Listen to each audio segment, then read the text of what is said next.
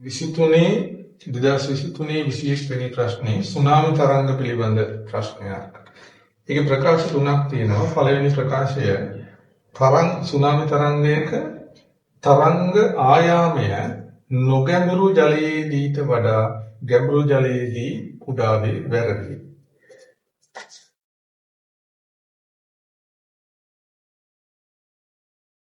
මෙන්න මේ විදිහට තමයි මොහොත තියෙන්නේ. මේ තියෙන ගැඹුරු ජලය, මේ නොගැඹුරු ජලය.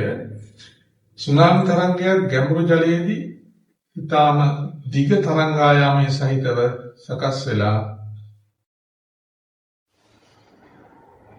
ගොඩබිමට එද්දී තරංග ආයාම කුඩා කරගෙන විස්තර වැඩි කර ගන්නවා. ඒ නිසා තමයි සුනාමි තරංගයකින් ওই තරම් හානියක් වෙන්නේ. නැත්තම් ගොඩබිමට ජලය ගලාගෙන එන්න නම් මුහුදු මට්ටම ඉහළ යන්න ඕනේ. මෙන්න මේ හේතුවෙන් තමයි මුහුදු මට්ටම ඉහළ ගිහිල්ලා ගොඩබිමට ජලය ගලාගෙන එන්නේ. එතකොට ගැඹුරු ජලයේදී තරංග ආයාමය ඊටම වැඩි. මේ නිසාම සුනාමි තරංගයක ගැඹුරු ජලයේදී වේගය වැඩි. මේ සමානයි F ලැම්ඩා. F නියත සාධකය තරංග ආයාමය වැඩි තැන වේගය වැඩි. එහෙනම් ගැඹුරේදී වේගය වැඩි, ගොඩබිමදී වේගය අඩුයි. ගොඩබිමට කිට්ටුවයි පෙරලිදී. නම් පළවෙනි ප්‍රකාශයේ තියෙන්නේ තරංග ආයාම නොගැඹුරු ජලයේදීට වඩා ගැඹුරු ජලයේ කුඩා වේ වැරදි. නොගැඹුරු ජලයේ තමයි කුඩා වේ.